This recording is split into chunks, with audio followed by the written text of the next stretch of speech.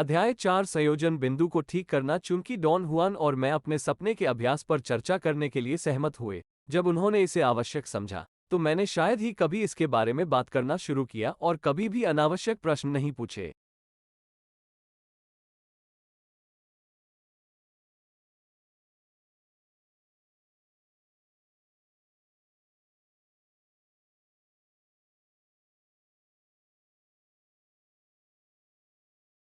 इसलिए जब उन्होंने इस विषय पर छुआ तो मैंने हमेशा विशेष तत्परता के साथ उनकी बात सुनी। सपनों के बारे में उनकी व्याख्या और सिफारिशें अनिवार्य रूप से उनके शिक्षण के अन्य पहलुओं से संबंधित हैं। एक बार जब मैं उनके घर पर था और हम किसी अमूर्त विषय के बारे में बात कर रहे थे, डॉन हुआन ने बिना किसी प्रस्तावना के कहा कि एक सपने में अकार्बनिक वस्तुओं के साथ संपर्क स्थापित करके पुराने जादूगरों ने संयोजन बिंदु को स्थानांतरित करने की कला में महारत हासिल की थी। एक बहुत ही कठिन और खतरनाक विषय। मैंने तुरंत डॉन हुआन से ये कहने का अवसर लिया कि पुराने जादूगर कब रहते थे। मैंने पहले भी अलग अलग परिस्थितियों में एक ही सवाल पूछा है, लेकिन मुझे इसका संतोषजनक जवाब कभी नहीं मिला। लेकिन इस समय से उन्होंने खुद इस विषय को उठाया। मुझे यकीन था कि वह मेरी जिज्ञासा को संतुष्ट करेंगे। उन्होंने कहा, यह काफी भ्रमित करने वाला सवाल है। उन्होंने इन शब्दों को ऐसे स्वर में कहा कि मुझे इस मुद्दे पर विचार करने की उनकी अनिच्छा पर भरोसा था। जब उन्होंने जारी रखा तो मुझे बहुत आश्चर्य हुआ। वह आपके सामान्य ज्ञान के लिए उतना ही परीक्षण होगा जितना कि अकार्बनिक प्राणियों से संबंधित कुछ भी। वैसे अब आप उनके बारे में क्या सोचते हैं? मैंने उनके बारे में अपनी राय अलग रखी। मैंने कहा, अब मैं किसी विशेष दृष्टिकोण से नहीं रह सकता। उन्होंने मेरे जवाब की प्रशंसा की। वो हंसा और अकार्बनिक प्राणियों के प्रति अपने डर और घृणा के बारे में बात की। उन्होंने कहा, मैं कभी उनका आदी नहीं रहा। बेशक, इसका मुख्य कारण मेरा उनसे डर था। एक समय मैं इससे छुटकारा नहीं पा सका और फिर यह स्थायी हो गया। क्या आप अब उनसे डरते हैं, डॉन हुआन? अब मुझे डर के बजाय घृणा महसूस होती है। मैं उनके साथ कुछ नहीं करना चाहता। क्या इस घृणा का कोई विशेष कारण है? दुनिया में सबसे अच्छा कारण। हम उनके साथ पूर्ण विरोध करते हैं।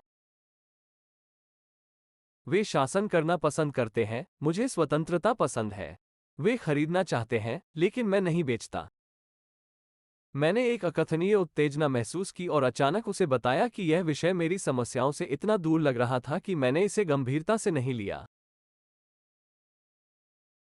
उसने थोड़ी देर के लिए मुझे देखा, मुस्कुराते हुए, और फिर कहा, अकार्बनिक प्राणियों के साथ आप जो सबसे अच्छी चीज कर सकते हैं वो सिर्फ वही है जो आप करते हैं, उनके अस्तित्व को नकारें, लेकिन नियमित रूप से उनसे मिलें। इस विचार का पालन करें कि आप एक सपने में हैं, जहां, आपकी राय में, सब कुछ संभव है। इस तरह आप कुछ भी जोखिम में नहीं लगते। मुझे अपराध बोध की एक समझ से बाहर की भावना महसूस हुई, जिसका कारण मैं समझा नहीं सका। मुझे पूछना पड़ा, आपका क्या मतलब है, डॉन हुआन? अकार्बनिक प्राणियों के साथ आपका सामना, उन्होंने शुष्क उत्तर दिया। क्या तुम मेरा मजाक उड़ा रहे हो? किस तरह की बैठकें? मैं इस मुद्दे को नहीं उठाना चाहता था, लेकिन मुझे लगता है कि यह समय आपको उस कर्कश आवाज के बारे में कुछ बताने का है जो आप अपने सपने में सुनते हैं और जो आपको हर उस चीज पर ध्यान केंद्रित करने की आवश्यकता की याद दिलाती है जो आप देखते हैं। अब यह एक अकार्बनिक होने की आवाज है। मुझे लगा कि डॉन हुआन पूरी तरह से असंगत था। इससे मुझे इतना गुस्सा आया कि मैंने उसका जोरदार विरोध भी किया।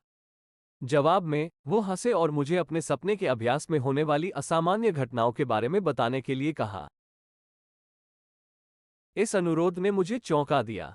मैंने कभी किसी का उल्लेख नहीं किया है कि मैं अक्सर सपने की स्थिति से बाहर हो जाता हूं, किसी विशेष विषय से दूर हो जाता हूं।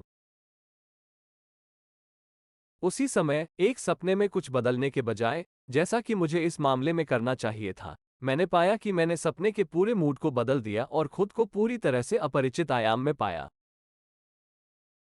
मैं किसी अदृश्य शक्ति के प्रभाव में उसमें तैर रहा था जो हर समय मेरा चक्कर लगा रही थी। मैं हमेशा ऐसे सपनों से बाहर आया, स्पिन करना जारी रखा, और लंबे समय तक गुलाब और गिर गया जब तक कि मैं पूरी तरह से जाग नहीं गया। डॉन हुआन ने कहा कि ये अकार्बनिक दुनिया के दोस्तों के साथ आपकी आमने सामने की बैठकें थी। मैं उससे बहस नहीं कर सकता था, लेकिन मैं सहमत भी नहीं होना चाहता था। मैं चुप रहा। मैं अतीत के जादूगरों के बारे में अपना सवाल भूल गया, लेकिन डॉन हुआन ने इसे फिर से लाया। मुझे लगता है कि पुराने जादूगर लगभग 10,000 साल पहले मौजूद थे, उन्होंने मुस्कुराते हुए और मेरी प्रतिक्रिया देखते हुए कहा। मैंने आत्मविश्वास से कहा कि ये आंकड़े गलत हैं। अमेरिकी महाद्वीप में एशियाई खानाबदोश जनजातियों के प्रवास पर पुरातात्विक अनुसंधान के नवीनतम परिणामों पर मेरे जवाब को आधार बनाते हुए। ये सब 10,000 साल पहले नहीं हुआ था, लेकिन बहुत बाद में। आपके अपने विचार हैं, मेरे अपने हैं, उन्होंने कहा। मुझे पता है कि प्राचीन जादूगर 4 सहस्राब्दी तक रहते थे। 5वीं से पहली सहस्राब्दी ईसा पूर्व तक। 3,000 साल पहले वे गायब हो गए। तब से जादूगर लगातार अपनी विरासत को व्यवस्थित और पुनर्व्याख्या कर रहे हैं। आप इन समय सीमा के बारे में इतना सुनिश्चित कैसे हो सकते हैं? मैंने पूछा। और आप अपने आप में इतना आश्वस्त कैसे हो सकते हैं? उन्होंने आपत्ति की। मैंने उनसे कहा कि पुरातत्वविदों ने पिछली घटनाओं के डेटिंग के तरीकों को साबित किया है। उन्होंने फिर से आपत्ति जताई कि जादूगर अपने सिद्ध तरीकों का उपयोग करते हैं। मैं आपका खंडन नहीं करना चाहता और मैं आपसे बहस करने की कोशिश नहीं कर रहा हूं, उन्होंने जारी रखा। लेकिन ऐसा हो सकता है कि बहुत जल्द आप खुद इसके बारे में किसी ऐसे व्यक्ति से पूछ पाएंगे जो शायद जानता हो। यह कोई नहीं जान सकता, शायद डॉन हुआन। यह उन चीजों में से एक और है जिस पर विश्वास करना असंभव है, लेकिन वास्तव में कोई है जो इस सब की पुष्टि कर सकता है। किसी दिन आप इस व्यक्ति से मिलेंगे। आप मजाक कर रहे होंगे, डोम, जो पुष्टि कर सकता है कि 7,000 साल पहले क्या हुआ था? यह बहुत सरल है। यह उन पुराने जादूगरों में से एक है जिनकी हम सिर्फ बात कर रहे थे, जिसे मैं मिला था। उसने मुझे पुराने जादूगरों के बारे में बताया। मुझे उम्मीद है कि आपको वो सब कुछ याद होगा जो मैं आपको इस अद्भुत आदमी के बारे में बताने जा रहा हूं। वो कई मायनों में हमारे लिए सूचना और अधिकार का स्रोत है। वो वही है जिससे आपको मिलना चाहिए। मैंने डॉन हुआन को बताया कि मैं उसके द्वारा बोले गए हर शब्द को सुन रहा था, हालांकि मैं समझ नहीं पा रहा था कि वह जिस बारे में बात कर रहा था वो वास्तव में कैसे हो सकता है। उसने मुझ पर उसका मजाक उड़ाने और पुराने जादूगरों के बारे में कहे गए एक शब्द पर विश्वास न करने का आरोप लगाया। मैं सहमत था कि चेतना की एक सामान्य स्थिति में मुझे उनकी इन समझ से बाहर की कहानियों पर विश्वास नहीं होता, लेकिन मैं इसे दूसरे ध्यान में विश्वास नहीं कर सका, हालांकि इसमें मुझे उनके साथ काफी अलग व्यवहार करना चाहिए था। ये कहानी तभी समझ से बाहर हो जाती है जब आप इसके बारे में सोचना शुरू करते हैं, उन्होंने कहा। यदि आप अपने सामान्य ज्ञान पर भरोसा नहीं करते हैं, तो आपको ऐसी कहानी को समझने के लिए केवल कुछ ऊर्जा की सही मात्रा की आवश्यकता है। आप क्यों कहते हैं, डॉन हुआन, कि मैं पुराने जादूगरों में से एक से मिलूंगा? क्योंकि यह होगा। यह बहुत जरूरी है कि आप एक दिन मिलें। और अब मैं आपको अपनी लाइन के नौसैनिकों में से एक के बारे में एक और असामान्य कहानी बताता हूं, नागुअल सेबेस्टियन। डॉन हुआन ने मुझे बताया कि 18वीं शताब्दी की शुरुआत के आसपास दक्षिणी मेक्सिको के एक चर्च में नागुअल सेबेस्टियन एक कार्यवाहक था। अपनी कहानी में डॉन हुआन ने इस तथ्य पर ध्यान आकर्षित किया कि अतीत के आधुनिक जादूगर और जादूगर ईसाई चर्च जैसे सार्वजनिक संगठनों में शरण लेते हैं। उनकी राय में, उनके उच्च संगठन के कारण वे आसानी से कार्यकारी कर्मचारी बन जाते हैं और इसलिए ऐसे लोगों को विभिन्न संस्थानों में जिम्मेदार काम के लिए आसानी से स्वीकार किया जाता है। डॉन हुआन ने तर्क दिया कि जब तक कोई भी जादू में उनकी भागीदारी के बारे में नहीं जानता है, जादूगरों के बीच वैचारिक सहानुभूति की कमी उन्हें खुद को आदर्श कार्यकर्ता साबित करने में मदद करती है। डॉन हुआन ने अपनी कहानी जारी रखी। उन्होंने कहा कि एक दिन, जब सेबेस्टियन एक चर्च चौकीदार के रूप में अपने कर्तव्यों का पालन कर रहा था, एक अजीब आदमी चर्च में प्रवेश किया, एक पुराना भारतीय जो बहुत बीमार लग रहा था। कमजोर आवाज में उसने सेबेस्टियन से कहा कि उसे मदद की जरूरत है। नागुएल ने फैसला किया कि भारतीय पल्ली पुरोहित को देखना चाहता था, लेकिन आदमी नागुएल में बदल गया और ऐसा लगता था कि हर शब्द उसके लिए मुश्किल था। अचानक और स्पष्ट रूप से उसने उसे बताया कि वह जानता था कि सेबेस्टियन सिर्फ मार्क नहीं था, बल्कि एक नागुअल भी था। सेबस्टियन घटनाओं के इस मोड़ से बेहद चिंतित भारतीय को एक तरफ ले गया और माफी की मांग की। उसने जवाब दिया कि वो यहाँ माफी मांगने के लिए नहीं था, बल्कि एक विशेष प्रकार की मदद के लिए उसके पास आया था। भारतीय के अनुसार उन्हें अपने जीवन को बनाए रखने के लिए नौसेना से ऊर्जा प्राप्त करने की आवश्यकता थी, जैसा कि उन्होंने सेबस्टियन को आश्वासन दिया था। हजारों वर्षों तक चला और उस समय ये लगभग मर गया था। सेबस्टियन एक बहुत ही तर्कसंगत व्यक्ति थे और इस तरह की बकवास पर विश्वास नहीं करना चाहते थे। उन्होंने दृढ़ता से भारतीय को बेवकूफ बनाने से रोकने की सलाह दी। बूढ़ा व्यक्ति क्रोधित हो गया और सेबस्टियन को धमकी दी कि अगर वह उसके अनुरोध को पूरा करने के लिए सहमत नहीं हुआ तो वह उसे अपने शिष्यों के साथ चर्च के अधिकारियों को सौंप देगा। डॉन हुआन ने मुझे याद दिलाया कि उन दिनों में चर्च के अधिकारियों ने अक्सर नई दुनिया के भारतीयों के बीच संरक्षित बुतपरस्त पंथों के साथ क्रूरता से निपटा। इस तरह की धमकी को हल्के में नहीं लिया जा सकता था। नागुअल और उनके अनुयायी दोनों वास्तव में एक नश्वर खतरा बन गए। सेबस्टियन ने भारतीय से पूछा कि वो उससे ऊर्जा कैसे प्राप्त कर सकता है। आदमी ने समझाया कि उनके जादुई अभ्यास के परिणामस्वरूप नागुल्स एक विशेष ऊर्जा प्राप्त करते हैं जो वे अपने शरीर में जमा करते हैं और वो दर्द रहित रूप से सेबस्टियन के लिए नाभि क्षेत्र में स्थित ऊर्जा केंद्र से इसका सम्मान ले सकते हैं।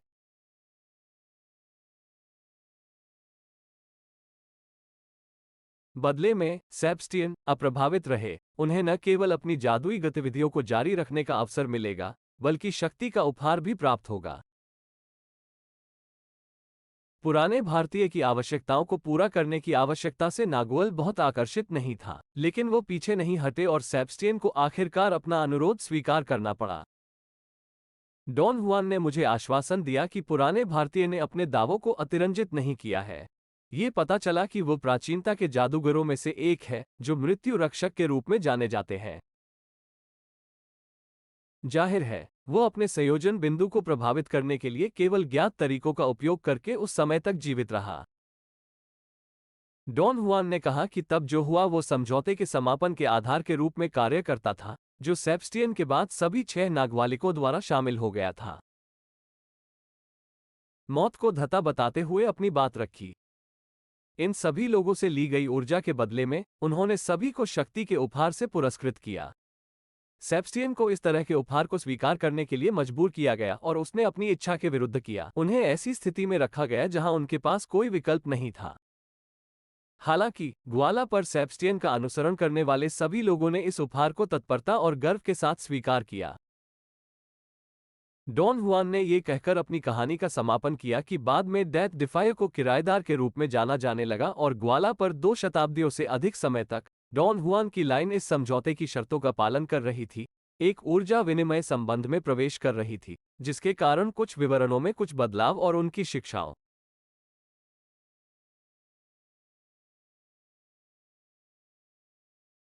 डॉन हुआन ने यह समझाने की जहमत नहीं उठाई कि इस कहानी में आगे क्या हुआ, लेकिन मुझे इसकी प्रामाणिकता की एक अजीब भावना के साथ छोड़ दिया गया, जिसने मुझे जितना मैंने कभी सोचा था उससे कहीं अधिक उत्साहित किया। उसने इतने लंबे समय तक जीने का प्रबंधन कैसे किया? मैंने पूछा। कोई नहीं जानता, डोंग हुआन ने जवाब दिया। तब से हम उसके बारे में सब जानते हैं जो उसने हमें खुद बताया था।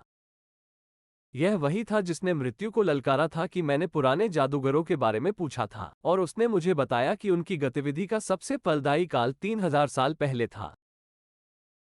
आप कैसे जानते हैं कि वो सच कह रहा था? मैंने पूछा।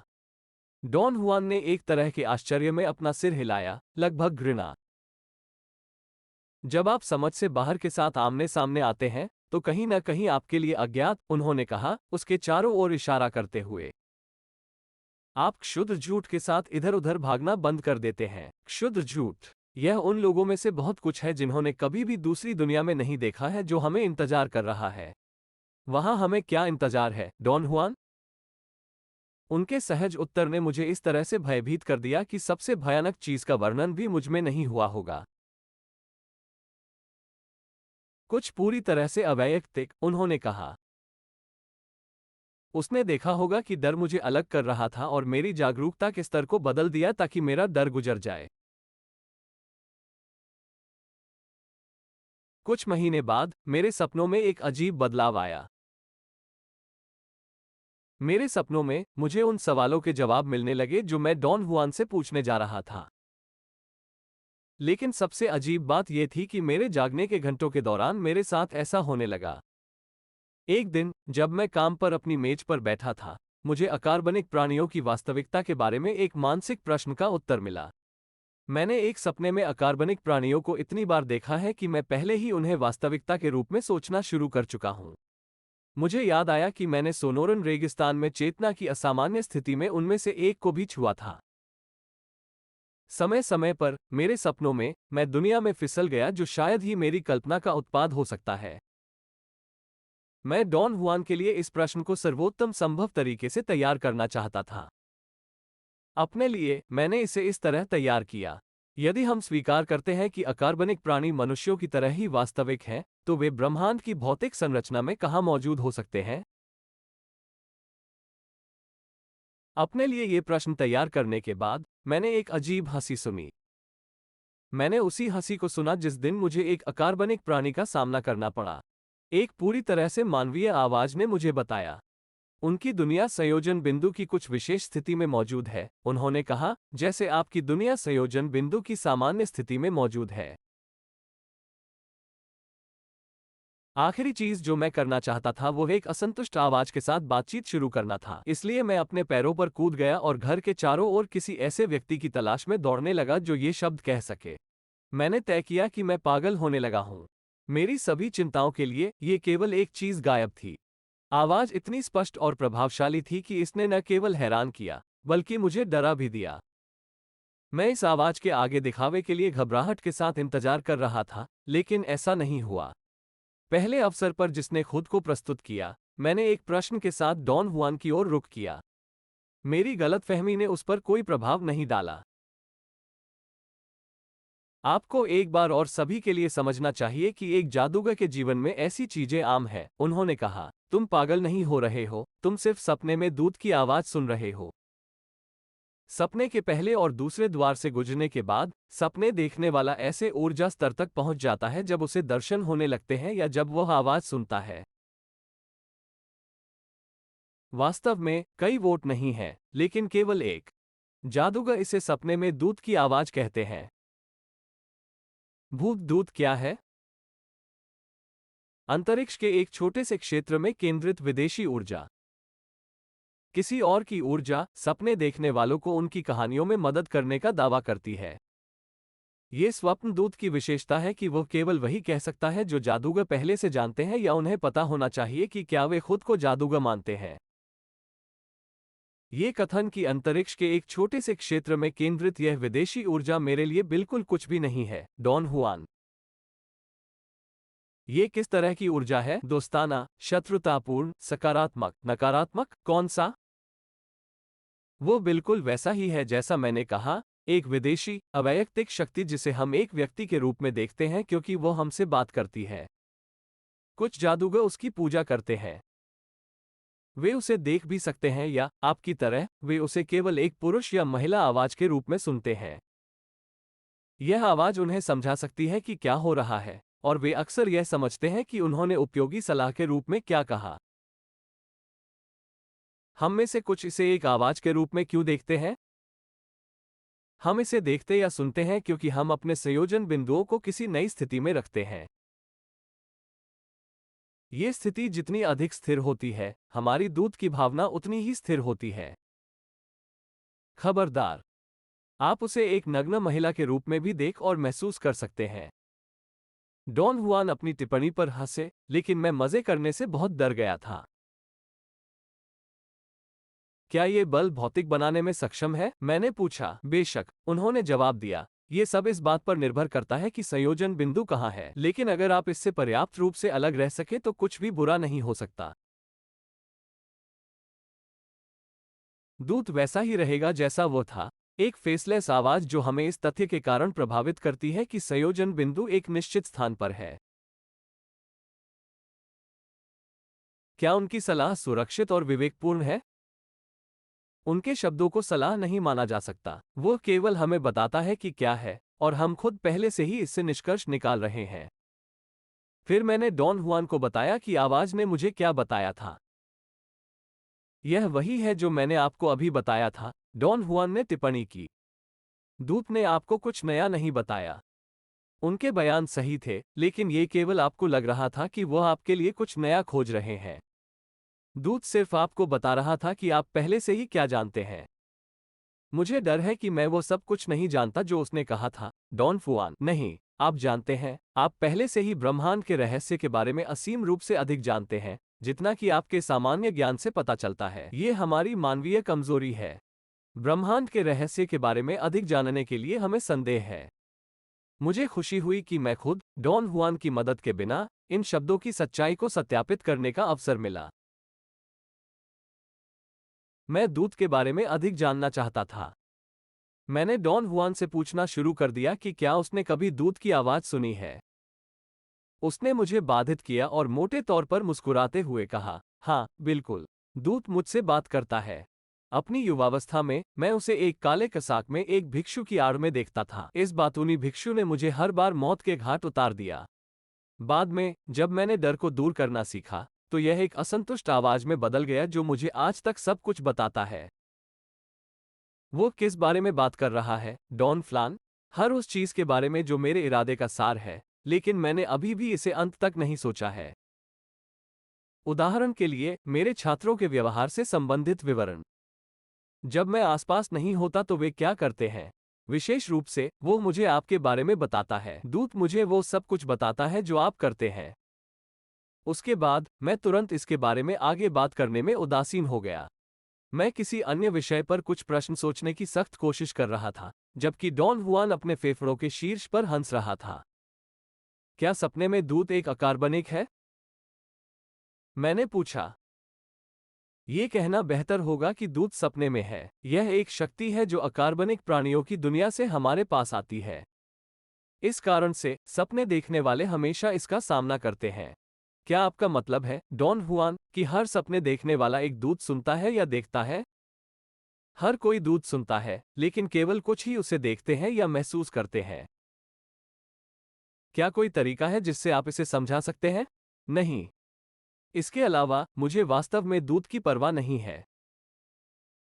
एक दिन मुझे एक विकल्प बनाना था कि क्या अकार्बनिक प्राणियों पर ध्यान देना है और इस तरह पुराने जादूगरों के नक्शे कदम पर चलना है या इसे छोड़ना है।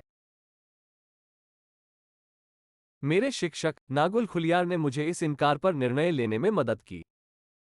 और मुझे अपने फैसले पर कभी पछतावा नहीं हुआ। क्या आपको लगता है कि मुझे अकार्बनिक प्राणियों को भी छोड़ देना चाहिए, डॉन हुआन? उसने मुझे जवाब नहीं दिया। इसके बजाय, उन्होंने समझाया कि अकार्बनिक प्राणियों की दुनिया हमेशा हमें सिखाती रहती है। यह शायद इसलिए है क्योंकि अकार्बनिक प्राणियों में हमारी तुलना में गहरी चेतना होती है और हमारी देखभाल करने की आवश्यकता महसूस होती है। मुझे उनके शिष्य बनने का कोई मतलब नहीं दिखता।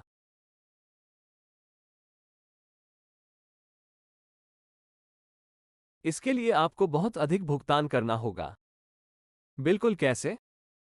हमारा जीवन, ऊर्जा, उनके प्रति समर्पण। तो हमारी आजादी। और वे क्या सिखाते हैं? सब कुछ जो उनकी दुनिया की विशेषता है। उसी तरह, हम उन्हें सिखाएंगे, यदि हम कर सकते हैं, तो हमारी दुनिया के लिए क्या प्रासंगिक है। हालांकि, उनकी विधि हमारे अहंकार को एक संकेतक के रूप में देखना है कि हमें क्या चाहिए और तदनुसार हमें प्रशिक्षित करें। एक बेहद खतरनाक पेशा। मुझे समझ नहीं आता कि यह खतरनाक क्यों होना चाहिए। यदि कोई आपके अहंकार की जरूरतों को उसके सभी भय, लालच, ईर्ष्या और दूसरों के साथ पाता है और आपको यह सिखाना शुरू कर देता है कि आपके सभी भयानक दावों को कैसे पूरा किया जाए, आपको क्या लगता है परिणाम क्या होगा? मुझे और कोई आपत्ति नहीं थी। मुझे ऐसा लग रहा था कि मैं अकार्बनिक प्राणियों की अस्वीकृति के कारणों को पूरी तरह से समझ गया हूं। अतीत के जादूगर मुश्किल में पड़ गए क्योंकि, हालांकि उन्होंने जादू के अध्ययन में बड़ी सफलता हासिल की, उन्हें आधार स्वार्थी उद्देश्यों द्वारा निर्देशित किया गया। डॉन हुआन ने जारी रखा।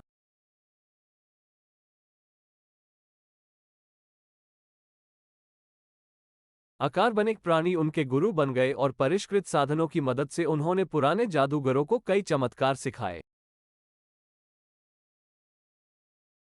अपने आकाओं के उदाहरण के बाद, पुराने जादूगरों ने अपने कार्यों को दोहराते हुए, कदम से कदम मिलाकर अपनी कला में महारत हासिल करना शुरू कर दिया, लेकिन अपने अहंकारी अभिविन्यास को बदले बिना। क्या हमारे समय में अकार्बनिक प्राणियों के साथ ऐसे संबंध हैं? मैं आपको सटीक उत्तर नहीं दे सकता। मैं केवल इतना कहूंगा कि मैं उनके साथ ऐसे रिश्ते में खुद की कल्पना नहीं कर सकता। इस तरह के व्यसन हमारी स्वतंत्रता को सीमित करते हैं क्योंकि वे हमारी ऊर्जा को अवशोषित करते हैं। अपने आकाओं के उदाहरण का सही मायने में अनुसरण करने के लिए पुराने जादूगरों को अकार्बनिक प्राणियों की दुनिया में रहने के लिए मजबूर होना पड़ा। उनकी दुनिया में इतनी लंबी यात्रा करने के लिए भारी मात्रा में ऊर्जा की आवश्यकता होती है। क्या आप कह रहे हैं, डॉन हुआन, कि पुरातनता का जादू उन दुनिया में मौजूद हो सकता है जिस तरह से हम यहाँ मौजूद हैं? बिल्कुल नहीं, लेकिन निस्संदेह वे किसी तरह वहाँ रहते थे। उसी समय उन्होंने अपनी आत्म चेतना, अपनी व्यक्तित्व को बनाए रखा। एक सपने में वो इन जादूगरों के लिए सबसे आवश्यक बन गया। यदि कोई जादूगर अकार्बनिक प्राणियों की दुनिया में रहना चाहता है, तो उसके लिए सबसे अच्छा मार्गदर्शक एक दूत है। वो हर चीज के बारे में बात करता है, पढ़ाना और नेतृत्व करना पसंद करता है। क्या आप कभी अकार्बनिक प्राणियों की दुनिया में गए हैं, डॉन हुआन? अनगिनत बार, बस आपकी तरह। लेकिन अब बात करने का कोई मतलब नहीं है। आपने अभी तक अपने सपने देखने वाले ध्यान में महारत हासिल नहीं की है। हम इस दुनिया के बारे में कुछ और समय बात करेंगे। यह मुझे लगता है, डॉन हुआन, कि आप या तो आयुक्त को अस्वीकार करते हैं या नापसंद करते हैं। मैं उसे स्वीकार नहीं करता और मैं उसे पसंद नहीं करता। वो मूल्यों की एक अलग प्रणाली का प्रचार करता है जो पुराने जादूगरों की भावना से मेल खाती है। इसके अलावा उनकी शिक्षाएं और सिफारिशें हमारी दुनिया में अर्थहीन हैं। और इस बकवास के लिए दूत हमसे ऊर्जा का एक बड़ा खर्च मांगता है। किसी दिन आप मुझसे सहमत होंगे, आप देखेंगे। डॉन हुआन ने इन शब्दों को इस तरह के लहजे में कहा कि मैंने उन्हें दूत के बारे में अपनी असहमति का एक छिपा हुआ विश्वास पकड़ा। मैं उससे अपने अनुमान के बारे में पूछने वाला था, जब अचानक मैंने अपने कानों में दूत की आवाज सुनी। वो वास्तव में ऐसा सोचता है, आवाज ने कहा। आप मुझे पसंद करते हैं क्योंकि आपको सभी संभावनाओं की खोज में कुछ भी गलत नहीं लगता है। आप ज्ञान चाहते हैं। ज्ञान शक्ति है। आप अपनी सामान्य दुनिया की परंपराओं और मान्यताओं के पीछे ध्यान से छिपना नहीं चाहते हैं। दूत ने ये सब अंग्रेजी में एक विशिष्ट कैलिफोर्निया उच्चारण के साथ कहा। फिर वो स्पेनिश में बदल गया। मैंने एक मामूली अर्जेंटीना उच्चारण देखा। मैंने पहले कभी किसी दूत को ऐसा बोलते नहीं सुना। इसने मुझे प्रसन्न किया। दूत ने ज्ञान में सुधार के बारे में बात की, इस बारे में कि मैं पैदा होने के बाद से कितना हासिल कर चुका हूं, अपने रोमांच के प्यार और हर चीज के लिए जुनून के बारे में, क्षितिज खोलने के लिए। आवाज ने मुझे पुर्तगाली में भी संबोधित किया, दक्षिण अमेरिका के पंपास की एक विशिष्ट विशेषता के साथ शब्दों का उच्चारण किया। जब मैंने पत्तियों की यह सारी धारा मुझ पर बरसते हुए सुनी, तो मैं न केवल डर गया था, बल्कि मैं दूत के पाखंड से भी बीमार था। मैंने तुरंत डॉन हुआन से कहा कि मुझे अपने सपने के अभ्यास को रोकना होगा। उसने मुझे निर्विवाद आश्चर्य से देखा, लेकिन जब मैंने उसे जो कुछ भी सुना था उसे दोहराया, तो उसने मेरे फैसले को मंजूरी दे दी, हालांकि मुझे लगा कि वह केवल मुझे शांत करने के लिए ऐसा कर रहा था। कुछ हफ्ते बाद मैं इस निष्कर्ष पर पहुंचा कि मैंने यह निर्णय जल्दबाजी में और बिना सोचे समझे किया। मैं सपने देखने के अभ्यास में लौट आया। मुझे यकीन था कि डॉन हुआन जानता था कि मैंने अपनी पढ़ाई फिर से शुरू कर दी है। मेरी एक यात्रा के दौरान वो अप्रत्याशित रूप से एक सपने के बारे में बात करने लगा। यदि आप सपनों को अनुसंधान का वास्तविक क्षेत्र मानने के अभ्यस्त नहीं हैं, तो यह इस बात का पालन नहीं करता है कि वे ऐसा क्षेत्र नहीं है। शुरुआत। सपनों का विश्लेषण अर्थ की तलाश में किया जाता है। उन्हें अपशकुन माना जाता है, लेकिन कोई भी यह नहीं देखता है कि उनमें होने वाली घटनाएं हमारी रोजमर्रा की दुनिया की तरह वास्तविक हैं। जहां तक मैं बता सकता हूं, केवल अतीत के जादूगरों ने सपने को वास्तविक माना, डॉन हुआन ने जारी रखा। लेकिन अंत में उन्होंने इसके सार को विकृत कर दिया। वे अतृप्त हो गए, नए ज्ञान का संचय किया। और जब सही रास्ता चुनने की बात आई, तो वे गलत रास्ते पर चले गए। उन्होंने सब कुछ एक ढेर में मिलाया, अंधाधुंध रूप से हजारों संभावित पदों में संयोजन बिंदु स्थापित किया। डॉन हुआन ने उन सभी महान चीजों पर खेद व्यक्त किया जो पुराने जादूगरों ने हजारों अलग अलग स्थानों पर संयोजन बिंदु को स्थानांतरित करके सीखा था। केवल सपने देखने की कला और पीछा करने की कला बनी रही। उन्होंने फिर से दोहराया कि सपने देखने की कला का अर्थ है संयोजन बिंदु के विस्थापन को नियंत्रित करने की क्षमता। फिर उन्होंने पीछा करने की कला को उस स्थान पर संयोजन बिंदु को ठीक करने की क्षमता के रूप में परिभाषित किया जहां इसे स्थानांतरित करने की आवश्यकता है। उन्होंने कहा कि एक नई जगह में संयोजन बिंदु को ठीक करने का मतलब सद्भाव की स्थिति प्राप्त करना है। यही आप अभी अपने सपनों के अभ्यास में काम कर रहे हैं। और मुझे लगा कि मैं ऊर्जा शरीर को परिपूर्ण कर रहा हूं, मैंने कहा, उनके शब्दों से बहुत आश्चर्य हुआ। आप इस और कई अन्य चीजों पर काम करते हैं, लेकिन सबसे पहले आप सद्भाव प्राप्त करने की क्षमता में महारत हासिल करते हैं। आप इसे एक सपने में सीखते हैं जब आपको इसके आंदोलनों के बाद संयोजन बिंदु को ठीक करने की आवश्यकता होती है। ध्यान, सपना, ऊर्जा शरीर, दूसरा ध्यान, अकार्बनिक प्राणियों के साथ संबंध, सपनों में दूत। ये सब सद्भाव की प्राप्ति के साथ है। दूसरे शब्दों में, ये सब सपनों में कुछ विशिष्ट पदों पर संयोजन बिंदु को स्थानांतरित करने के परिणामस्वरूप प्राप्त होता है। ये प्रावधान क्या है, डॉन हुआन? कोई भी स्थिति जिसमें सपने के दौरान संयोजन बिंदु दिखाई देता है। और हम इसे इन बिंदुओं पर कैसे ठीक करते हैं? सपने की वस्तुओं की उपस्थिति को लंबा करना या पहले से ही जानबूझकर इन वस्तुओं को बदलना। सपने देखने का अभ्यास करके आप वास्तव में सद्भाव प्राप्त करना सीखते हैं। दूसरे शब्दों में, आप नए रूप में ऊर्जा के संरक्षण के लिए कौशल प्राप्त करते हैं जो प्रत्येक विशेष सपने में एक निश्चित स्थान पर संयोजन बिंदु को ठीक करने के परिणामस्वरूप होता है। क्या मुझे पता है कि ऊर्जा को नए रूप में कैसे बचाया जाए?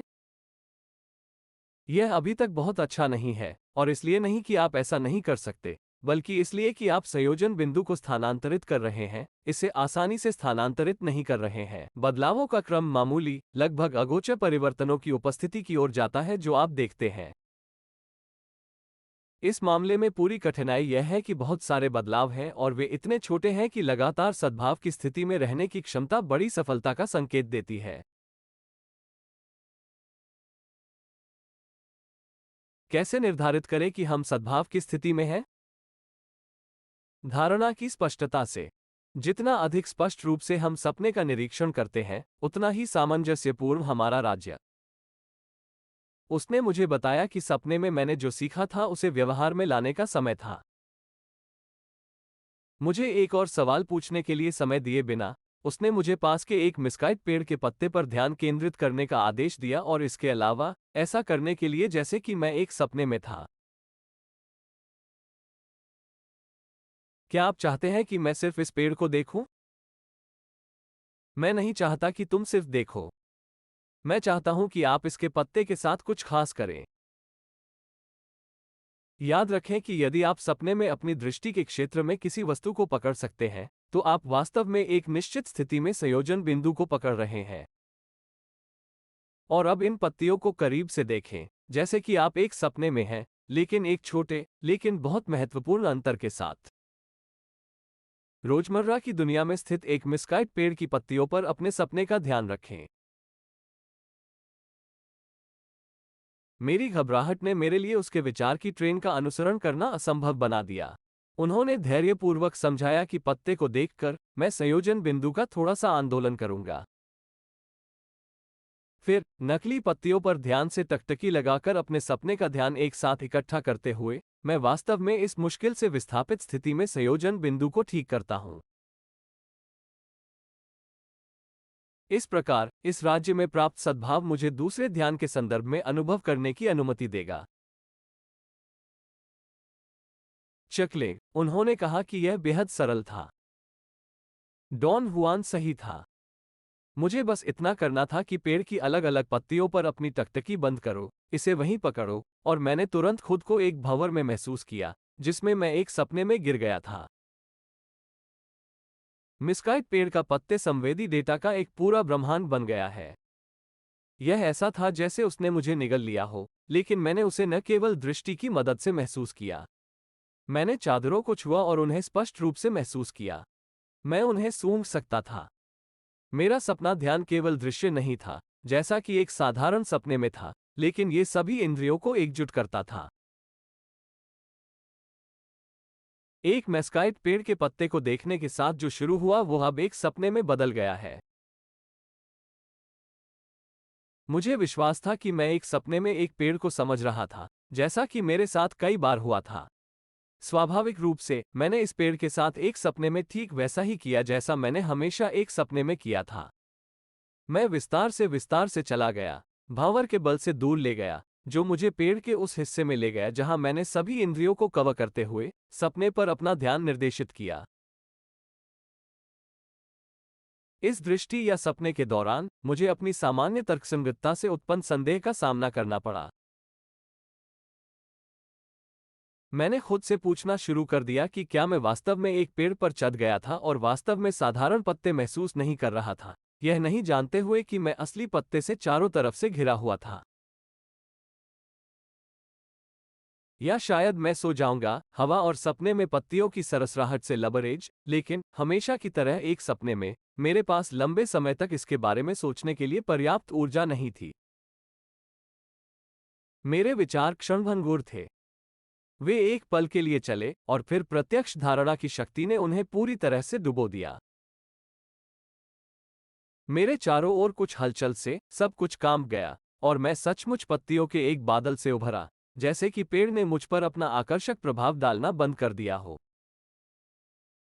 मैंने अपनी ऊंचाई से क्षितिज तक एक शानदार चित्रमाला देखी। अंधेरे पहाड़ों और हरी वनस्पतियों ने मुझे घेर लिया। गहराई से ऊर्जा के एक और विस्फोट ने मुझे हिला दिया। मुझे एहसास हुआ कि मैं अब नहीं था जहां मेस्काइट पेड़ था। चारों ओर विशाल पेड़ लगे। वे ओरेगन या वाशिंगटन में देवदार के पेड़ों से लंबे थे। मैंने ऐसा जंगल कभी नहीं देखा। ये पैनोरमा शुष्क सोनोरन रेगिस्तान के साथ इतनी तेजी से विपरीत था कि मुझे कोई संदेह नहीं था कि मैं एक सपने में था। मैंने इस असामान्य परिदृश्य को आयोजित किया, इसे जाने देने से डरते हुए, ये जानते हुए कि यह वास्तव में एक सपना था जो सपने के ध्यान से बाहर निकलते ही गायब हो जाएगा। लेकिन छवियां तब भी बनी रहीं जब मुझे ऐसा लगा कि मैंने सपने का ध्यान छोड़ दिया है। मेरे दिमाग में एक भयानक विचार आया, और क्या होगा अगर यह एक सपना और एक असामान्य दुनिया नहीं है? भयभीत के रूप में केवल एक जानवर भयभीत हो सकता है। मैं पत्तियों की मोटाई में वापस चला गया जिससे मैं उभरा। अंदर एक झोंके के प्रभाव में, मैं पेड़ के पत्ते के माध्यम से चला गया, मोटी शाखाओं को झालर। फिर मैं फिर से पेड़ से निकला और एक पल में खुद को सोनोरन रेगिस्तान में अपने घर के दरवाजे पर डोर हुआन के बगल में पाया। मुझे तुरंत एहसास हुआ कि मैं एक ऐसी स्थिति में वापस आ गया था जहां मैं सामान्य रूप से सोच सकता था, लेकिन मैं बात नहीं कर सकता था। डॉन हुआन ने मुझे चिंता न करने के लिए कहा। उन्होंने कहा कि हमारे भाषण का उपहार बहुत मजबूत प्रभावों के अधीन है और यह कि गूंगेपन के संकट जादूगरों के बीच काफी आम है जो सामान्य धारणा की सीमाओं से परे देखने की हिम्मत करते हैं। मेरी आत्मा की गहराई में मुझे लगा कि डॉन हुआन मेरे लिए दया से भर गया है और उसने मुझे उपदेश देने का फैसला किया है। लेकिन इमिसर की आवाज, जिसे मैंने उस पल में स्पष्ट रूप से सुना था, ने कहा कि कुछ घंटों के आराम के बाद न केवल भाषण का उपहार बल्कि अच्छा स्वास्थ्य भी मेरे पास वापस आ जाएगा। पर्याप्त नींद लेने के बाद डॉन हुआन के अनुरोध पर मैंने उसे जो कुछ भी देखा और अनुभव किया था उसका विस्तृत विवरण दिया। उन्होंने मुझे चेतावनी दी कि तर्कसंगत विचारों के आधार पर मेरे अनुभवों को समझना असंभव है। और ऐसा नहीं है कि मेरी बुद्धि किसी अर्थ में दोषपूर्ण है, लेकिन यह एक ऐसी घटना थी जिसे मन केवल अपने स्वभाव से नहीं समझ सकता है।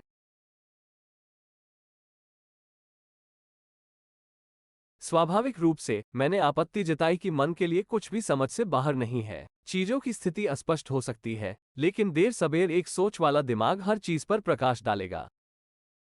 और मुझे वास्तव में विश्वास था। डॉन हुआन ने बड़े धैर्य के साथ समझाया कि सोच मन संयोजन बिंदु की स्थिति का सिर्फ एक पहलू है। इसलिए दुनिया में क्या हो रहा है, विवेक, आत्मविश्वास का ज्ञान, हमारे गौरव की ये सभी वस्तुएं और हमारी पवित्रता के कथित उपाय केवल अपने सामान्य स्थान पर संयोजन बिंदु के स्थान का परिणाम है।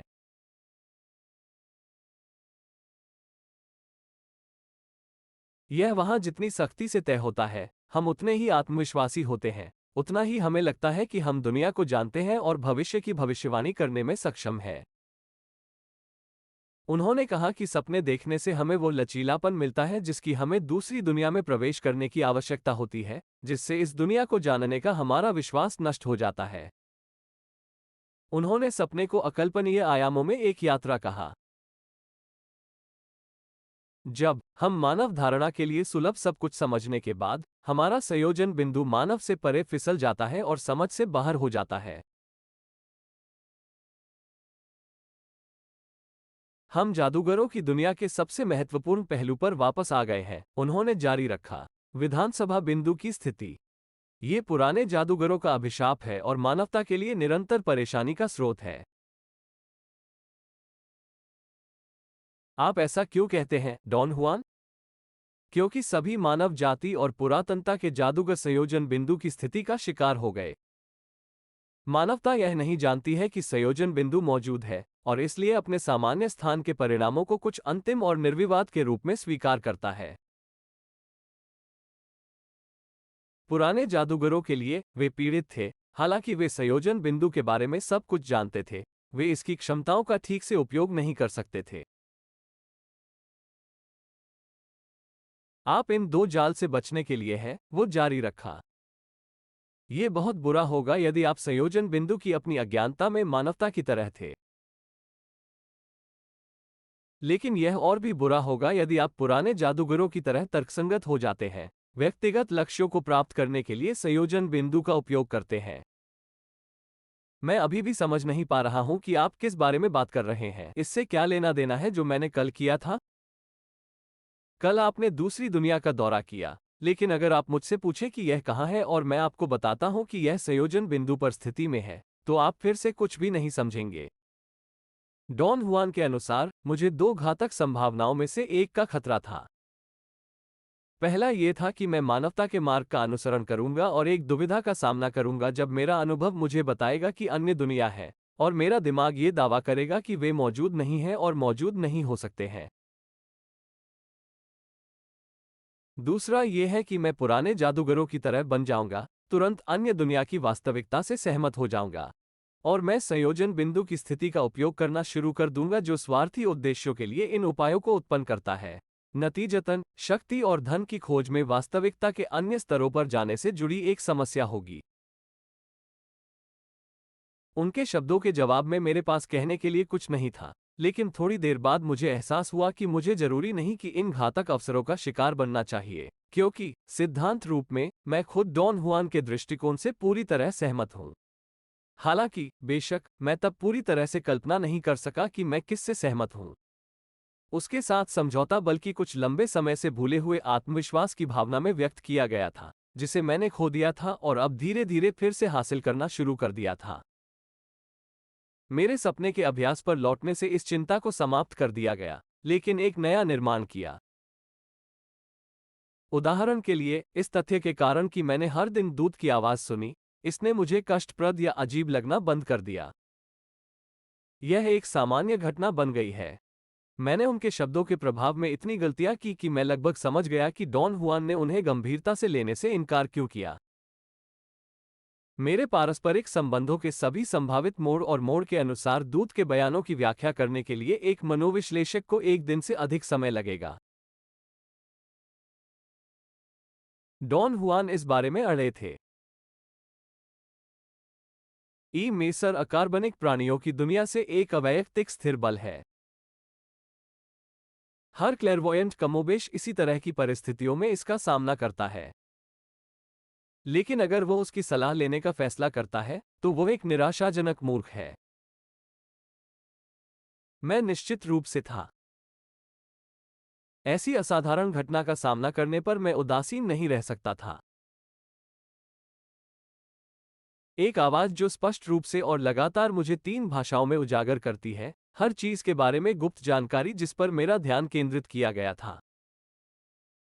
मेरे लिए एकमात्र, लेकिन बहुत महत्वपूर्ण नहीं, दोष ये था कि वह हमेशा सही समय पर नहीं बोलता था। दूत ने अक्सर मुझे लोगों और घटनाओं के बारे में बताया जब मैं पूरी तरह से भूल गया था कि मुझे पहले उनमें दिलचस्पी थी। मैंने डॉन हुआन से इस बारे में पूछा और जवाब में उन्होंने कहा कि यह मेरे संयोजन बिंदु की स्थिति की कठोरता के साथ कुछ करना था। उन्होंने समझाया कि मैं बुजुर्ग लोगों द्वारा उठाया गया था और इसलिए मुझे उनके विश्वदृष्टि के कई पहलू विरासत में मिले। विशेष रूप से मैं खुद को धर्मी मानने की खतरनाक प्रवृत्ति के अधीन हूं।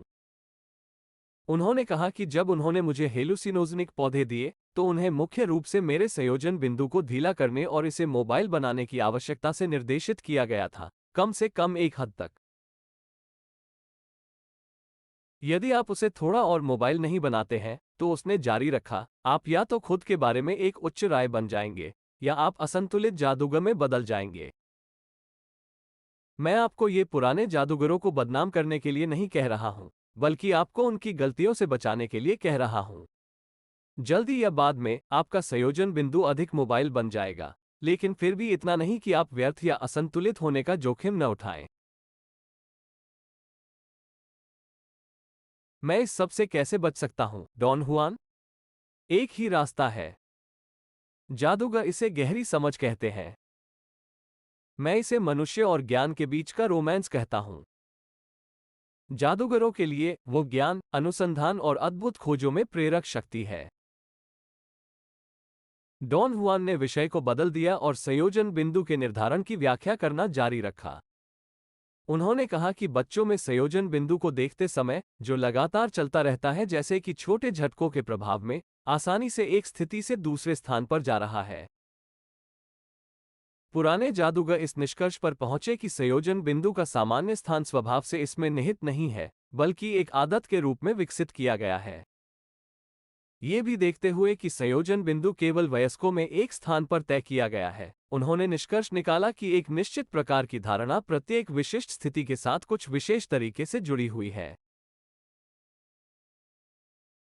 एक लंबी आदत के कारण इस प्रकार की धारणा संवेदी डेटा की व्याख्या की एक प्रणाली बन जाती है। डॉन हुआन ने बताया कि चूंकि हम इस प्रणाली में शामिल हैं, इसलिए इसके अनुसार लाया जा रहा है। हम जन्म से व्याख्या प्रणाली की आवश्यकताओं के अनुकूल होने के लिए जारी रखते हैं, वो प्रणाली जो हमें जीवन से परिचित कराती है। इसलिए पुराने जादूगर इसे छोड़ने और सीधे ऊर्जा को समझने की संभावना पर विश्वास करने में बिल्कुल सही थे, जिसके परिणामस्वरूप एक व्यक्ति जादूगर बन जाता है। जैसे कि आश्चर्यचकित, डॉन हुआन ने कहा कि हमारी सामाजिक परवरिश की तथाकथित सबसे बड़ी उपलब्धि अपनी सामान्य स्थिति में संयोजन बिंदु को बंद करना है। आखिरकार, इस स्थिति में जमा होने के बाद, हमारी धारणा आसानी से वर्णन कर सकती है और समझा सकती है कि हम क्या महसूस करते हैं।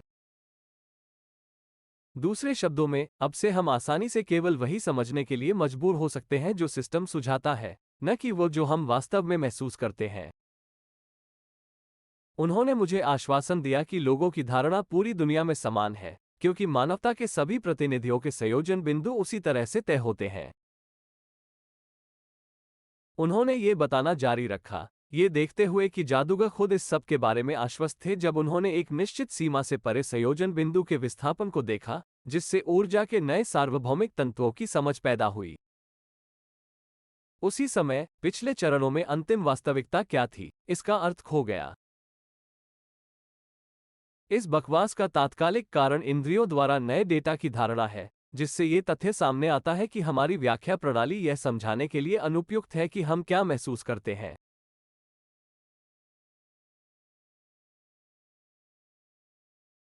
व्याख्या प्रणाली के बिना धारणा निश्चित रूप से अराजक है, डॉन हुआन जारी रहा। लेकिन आश्चर्यजनक रूप से, जब हम सोचते हैं कि हमने अपनी बियरिंग पूरी तरह से खो दी है, तो हमारी पुरानी प्रणाली फिर से जीवन में आती है। वो हमारी सहायता के लिए आती है और हमारी बेतरतीब भावनाओं को ध्यान से आदेशित नई दुनिया में बदल देती है। यह आपके साथ तब हुआ जब आप मिस्काइट पेड़ की पत्तियों को देख रहे थे। वास्तव में मेरे साथ क्या हुआ, डॉन हुआन? कुछ समय के लिए आपकी धारणा अराजक रही है। आपने एक ही बार में सब कुछ देखा और दुनिया की व्याख्या करने की आपकी प्रणाली काम नहीं आई। तब अराजकता का आदेश दिया गया था और आप एक नई दुनिया के सामने आए।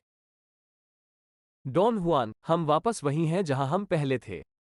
क्या वो दुनिया मौजूद है या ये केवल मेरे दिमाग से बनाई गई है? हम फिर से उसी स्थान पर वापस चले गए और जवाब वही रहा। यह आपके संयोजन बिंदु की उस विशेष स्थिति में मौजूद है।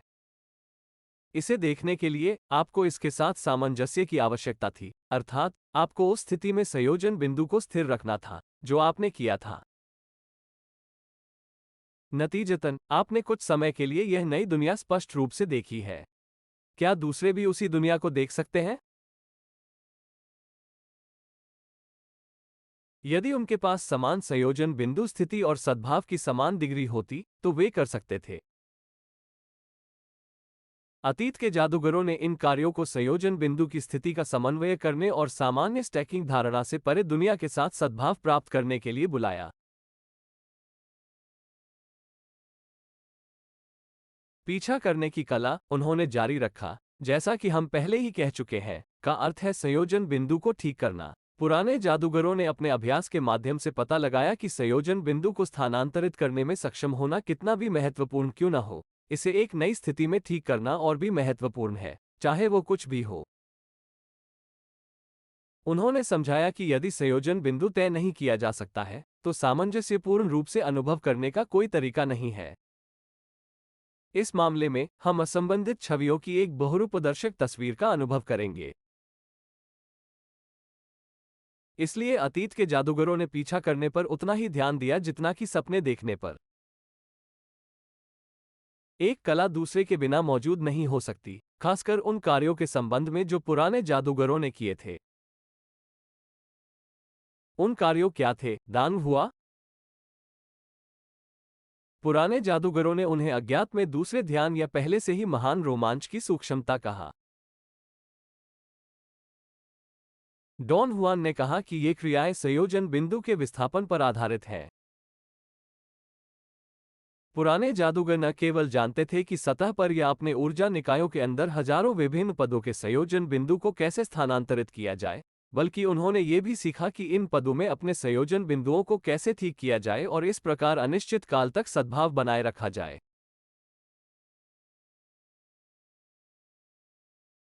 ये सब क्यों आवश्यक था, डॉन हुआन? हम यह नहीं कह सकते कि वे किसके लिए प्रयास कर रहे थे, लेकिन हम बात कर सकते हैं कि उन्होंने क्या हासिल किया। उन्होंने समझाया कि पुराने जादूगर इस तरह के पूर्ण सामंजस्य को प्राप्त करने में सक्षम थे, जिससे हर चीज को समझना और शारीरिक रूप से हर चीज में बदलना संभव हो गया जो उनके संयोजन बिंदुओं की विशिष्ट स्थिति के अनुरूप था। वे एक लंबी सूची से कोई भी या कुछ भी बन सकते हैं, जो उनके अनुसार विभिन्न संस्थाओं द्वारा दुनिया की धारणा का विस्तृत विवरण था। उदाहरण के लिए एक जगुआर, एक पक्षी, एक कीट आदि।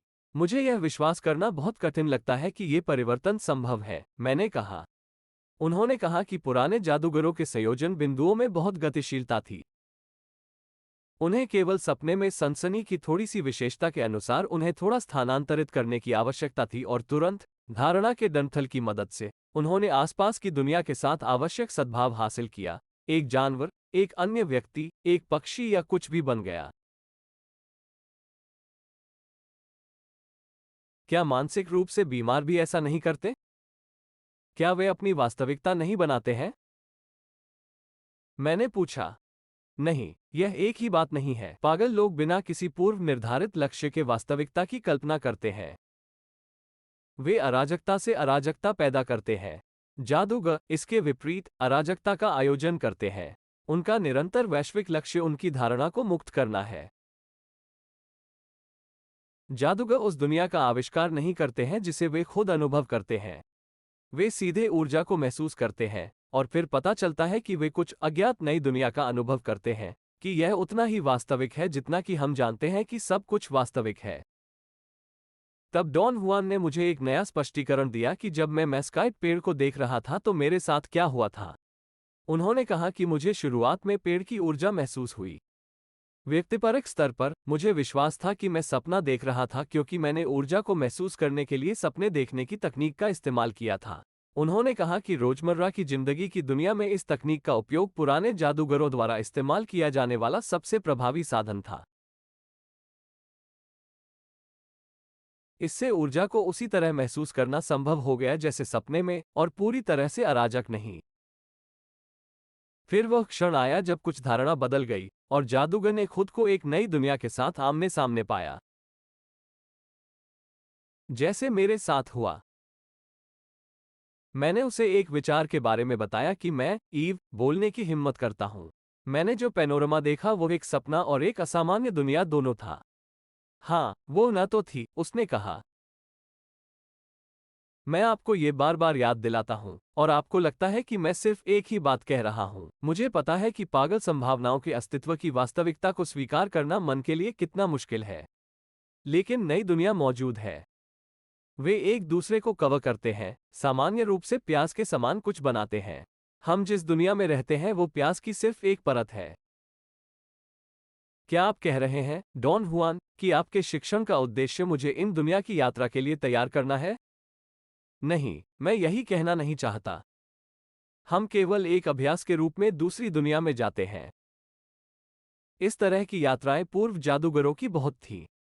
हम पुरातनता के जादूगरों की तरह सपने देखने में लगे हैं, लेकिन साथ ही हम पूरी तरह से अलग सिद्धांतों से आगे बढ़ते हैं।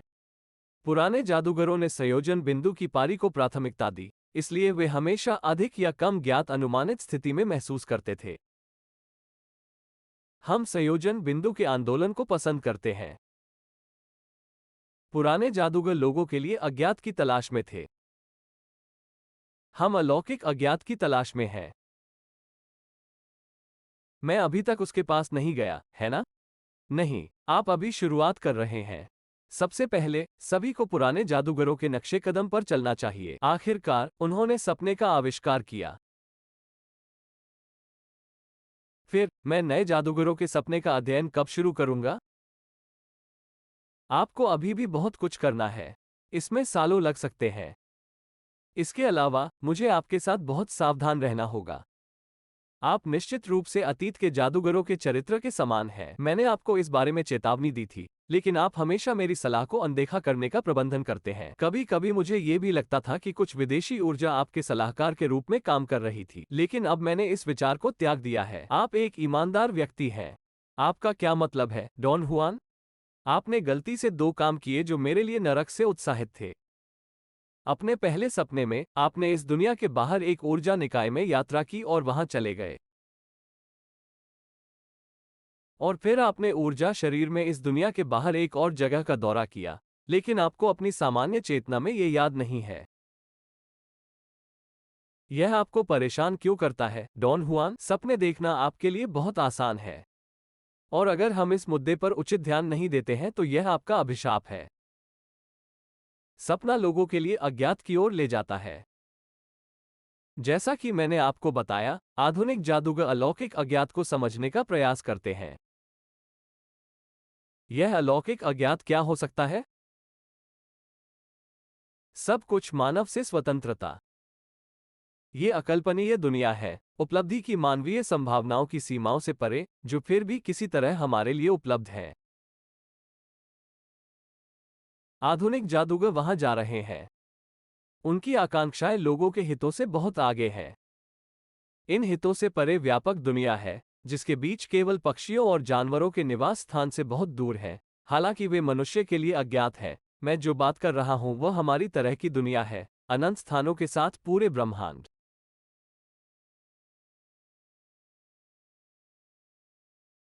ये सारी दुनिया कहाँ है, डॉन हुआन? विधानसभा बिंदु के विभिन्न पदों में।